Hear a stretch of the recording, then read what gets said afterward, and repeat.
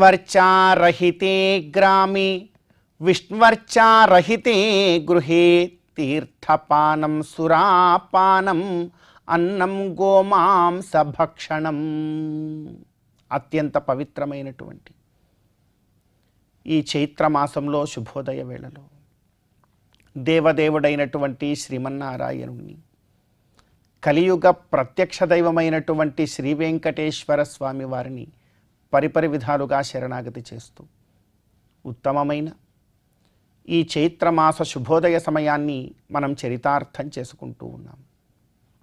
ఈ చైత్రమాసంలో మనందరి యొక్క ప్రధానమైనటువంటి కర్తవ్యం గోవిందుడి యొక్క ఆరాధన. గోవిందుణ్ణి ఎంతగా భక్తి ప్రపత్తులతో మనం ఆరాధన చేస్తామో అంత గొప్పదైనటువంటి ఫలాన్ని మరి మనందరం కూడా పొందవచ్చు. విఖనోమునీంద్రుల వారంటారు, సగుణే బ్రహ్మణి బుద్ధిం నివేశ్య పశ్చాత్ నిర్గుణమాశ్రిత్య నిత్యం మోక్షే యత్నం కుర్యాత్ అని చెప్పి, మోక్షము కోసం ప్రతినిత్యము కూడా మనం పరితపిస్తూ ఉండాలి, ప్రయత్నం చేస్తూ ఉండాలి. మోక్షాన్ని పొందడమే మనందరి యొక్క ప్రధాన కర్తవ్యం తప్ప అంతకుమించి గొప్పదైనటువంటి కర్తవ్యం మనకేది కూడా లేదు. అందుకేనండి విష్ణువర్చారహితే గ్రామే విష్ణువర్చారహితే గృహే ఒక విధిని చెప్తూ ఉన్నారు పెద్దలు మనకు. విష్ణువర్చనము ఎక్కడైతే జరుగుతూ ఉంటుందో ఆ స్థానమంతా కూడా వైకుంఠముతో సమానం. ఎక్కడైతే విష్ణువర్చన జరగదో అటువంటి స్థానములో క్షణకాలము కూడా ఉండడం వ్యర్థం. అదే అంటున్నారండి, విష్ణువర్చారహితే గ్రామే విష్ణువర్చారహితే గృహే తీర్థపానం సురాపానం అన్నం గోమాంసభక్షణం. ఎంత కఠోరంగా కఠినంగా తెలియచెప్తూ ఉన్నారో, భగవంతుణ్ణి ఆరాధించినటువంటి స్థలములో నీవు ఉన్నావు అని అంటే తప్పేనయ్యాది.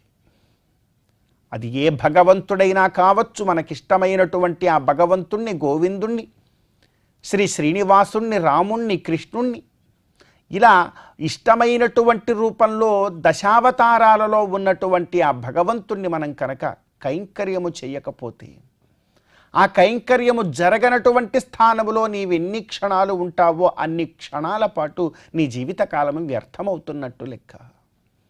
నీకేమీ చేత కాకపోయినప్పటికీ, నీకే మంత్రము రాకపోయినప్పటికీ, నీకే స్తోత్రము రాకపోయినప్పటికీ, ఏ కైంకర్యము చేయడము చేత కానప్పటికీ కూడా భగవత్ కైంకర్యము జరుగుతున్నటువంటి చోట అలా నిశ్చేష్టుడవై నీ ఉన్నా కూడా అది నీకు మోక్షాన్ని తెచ్చిపెడుతుందయ్యా. అంత గొప్పది భగవంతుడికి కైంకర్యము జరుగుతున్నటువంటి నేల. అందుకే తిరుమల దివ్యక్షేత్రంలో ఎన్ని ఘడియలు ఉండగలిగితే అంత గొప్ప భాగ్యం మనకు. ఎందుకంటే ఆ నేల భగవత్ కైంకర్యము జరుగుతూ ఉన్నటువంటి నేల. ఆ భగవత్ కైంకర్యము జరుగుతూ ఉన్నటువంటి ఆ తిరుమల గిరులలో ఎన్ని క్షణములు గడపగలిగితే అన్ని క్షణముల పాటు మన జీవితము చరితార్థమవుతున్నట్టే లెక్క. కాబట్టి ఈ గొప్పదైనటువంటి సారాన్ని మనం గ్రహిద్దాం. ఈ శ్లోకములో ఉన్నటువంటి అంతరార్థాన్ని కూడా గ్రహించి మన జీవితానికి అన్వయించుకునే ప్రయత్నం చేద్దాం. విష్ణువర్చారహితే గ్రామే విష్ణువర్చారహితే గృహే తీర్థపానం సురాపానమన్నం గోమాంస భక్షణం. ఇది ఎంత గంభీరమైనటువంటి అర్థము దాగి ఉన్నది. ఆ అర్థాన్ని జీవితానికి అన్వయించుకొని ఈ చైత్రమాస శుభోదయ సమయాన గోవిందుడి యొక్క ఆరాధనతో మన జీవితాన్ని చరితార్థం చేసుకునే ప్రయత్నం మనందరం కూడా చేద్దాం.